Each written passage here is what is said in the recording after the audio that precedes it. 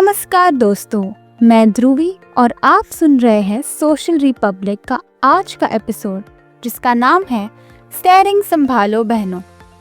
आज हम बात करेंगे उन महिलाओं की जो हर दिन सड़कों पर निकलती है, कभी तेज धूप में, कभी बारिश में, कभी अकेले और कभी अपने बच्चों को घर पर छोड़कर।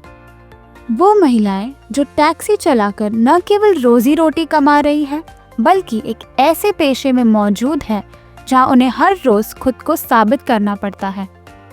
समाज कभी उनकी तारीफ करता है तो कभी ताने भी देता है। और हाँ, ये भी सच है कि हर बार गलती केवल सामने वाले की नहीं होती। कभी कभी ड्राइविंग सीट पर बैठी महिला से भी चूक होती है। लेकिन यह कहानी एक तरफा नहीं है। यह कहानी है साहस की भी, आत्मचिंतन की भी और बदलाव के उस सफर की भी जिसमें सड़क पर उतरने वाली महिलाएं एक नया रास्ता तय कर रही है।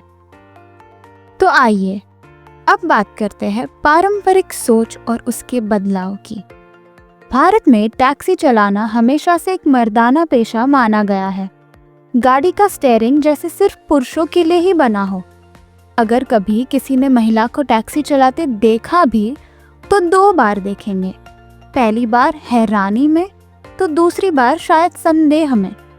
मगर दोस्तों, समय बदल चुका है। पिछले कुछ वर्षों में हम देख रहे हैं कि महिलाएं धीरे धीरे उन क्षेत्रों में प्रवेश कर रही हैं जो अब तक पुरुष प्रधान माने जाते थे, और टैक्सी ड्राइविंग उनमें से एक है। खास तौर पर महानगरों में जैसे मुंबई, दिल्ली, बेंगलुरु, पुणे, यहाँ महिलाओं ने कैब इंडस्ट्री में अपने कदम जमाने शुरू किए हैं। इसका एक कारण ये भी है कि महिलाएं आज खुद को सिर्फ घरेलू भूमिकाओं तक सीमित नहीं रखना चाहती। उन्हें भी आर्थिक स्वतंत्रता चाहिए, आत्मसम्मान चाहिए और सबसे ज़रूरी खुद की पहचान चाहिए।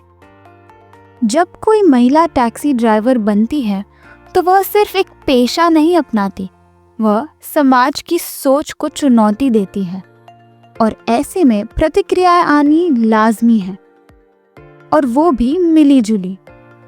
कई बार लोगों की नज़रों में आप हैरानी देख सकते हैं, अरे ये तो औरत है, टैक्सी चला रही है। कुछ तो संदेह करते हैं, कहते हैं क्या ये ठीक से गाड़ी चला पाएगी। यही नहीं, कई बार उन्हें तानों और व्यंग्य का सामना भी करना पड़ता है। जैसे कोई मजाक कर दे, बहन जी गूगल मैप्स तो चलाना आता है ना, या फिर पीछे बैठकर ड्राइविंग पर बेमतलब की टिप्पणियां करना। लेकिन हर सिक्के के 2 पहलू होते हैं। ऐसे ही समाज में सराहना करने वाले लोग भी हैं। कुछ सवारियां ऐसी भी होती है जो महिला ड्राइवर को देखकर न सिर्फ सम्मान देती है बल्कि उनके साहस और मेहनत को सलाम करती है। कई महिलाओं ने बताया कि अक्सर महिला सवारियां खुद को महिला टैक्सी ड्राइवर के साथ ज़्यादा सुरक्षित महसूस करती है, और ये बात अपने आप में बहुत कुछ कहती है। अब बात करते हैं उस पहलू की जिसे नज़रअंदाज नहीं किया जा सकता, महिलाओं की सुरक्षा। सड़कें जितनी आज़ादी देती है उतनी ही डर भी, और एक महिला टैक्सी ड्राइवर के लिए ये डर कई गुना ज़्यादा होता है। दिल्ली की कश्मीरी गेट क्षेत्र में एक महिला उबर ड्राइवर पर 2 लोगों ने हमला किया। उन्होंने उसकी कार की खिड़की तोड़ी और बियर की बोतल से हमला किया। पुलिस ने आरोपियों को गिरफ्तार किया। इसी तरह कोची में एक महिला ऑटो ड्राइवर पर 3 लोगों ने हमला किया। जांच में पाया गया कि यह हमला पारिवारिक विवाद के चलते हुआ था। इन घटनाओं से ये साफ है कि महिला ड्राइवरों को न केवल सामाजिक बाधाओं से लड़ना पड़ता है बल्कि सड़क पर उनकी शारीरिक सुरक्षा भी एक गंभीर मुद्दा बनी हुई है। इन खतरों और परेशानियों के बावजूद समाधान भी है। कई निजी और सरकारी संस्थाएं महिला टैक्सी ड्राइवरों की सुरक्षा और सशक्तिकरण के लिए सक्रिय रूप से काम कर रही है।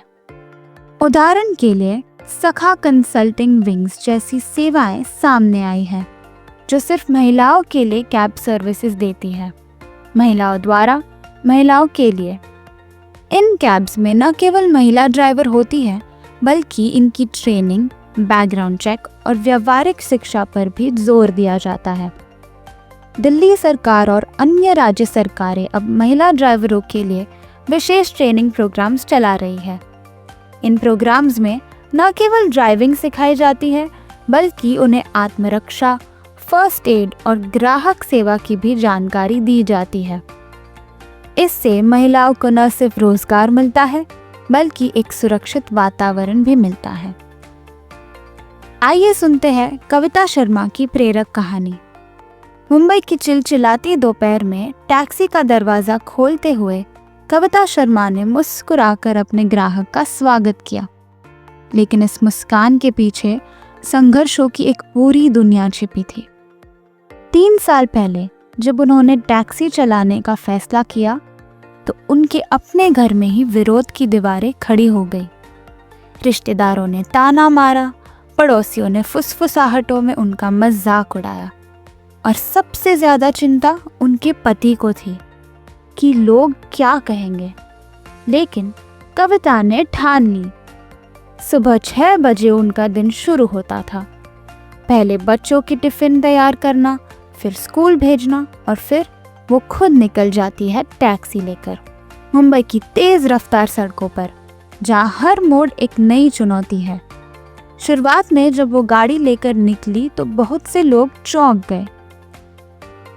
कुछ ने देखा और मुस्कुराए, कुछ ने सवाल पूछे, और कुछ ने पीछे बैठते ही यह जताना शुरू कर दिया कि उन्हें महिला ड्राइवर पर भरोसा नहीं है। एक बार देर रात एक नशे में धुत ग्राहक ने उनकी गाड़ी में बैठकर गाली गलौज शुरू कर दी। कविता डरी, लेकिन उन्होंने गाड़ी रोकने के बजाय हिम्मत दिखाई, कैब को सीधा पुलिस चौकी की तरफ मोड़ा। यह साहस धीरे धीरे उनके आत्मविश्वास में बदल गया।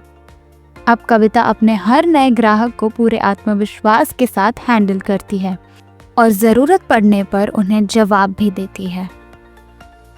कविता की कहानी उन हजारों महिलाओं का प्रतिनिधित्व करती है जो अपने सपनों को समाज के डर से बड़ा मानती है। अब सोचने की बात है, एक महिला जब टैक्सी चलाती है तो वह सिर्फ स्टीयरिंग नहीं पकड़ती, वह अपने जीवन की दिशा भी खुद तय करती है। वह अपने बच्चों के लिए एक रोल मॉडल बनती है, दूसरी महिलाओं के लिए प्रेरणा बनती है, और समाज के लिए एक संदेश छोड़ती है कि कोई भी काम सिर्फ पुरुषों का नहीं होता। क्या हमें नहीं चाहिए कि हम इस बदलाव को स्वीकार करें? क्या हमें ऐसे प्रयासों को और बढ़ावा नहीं देना चाहिए? अगर एक महिला टैक्सी चला रही है तो हमें उसमें भरोसा और सम्मान दिखाना चाहिए, ना कि सवाल और शक। महिलाएं आज टैक्सी चला रही है, ये कोई छोटी बात नहीं है।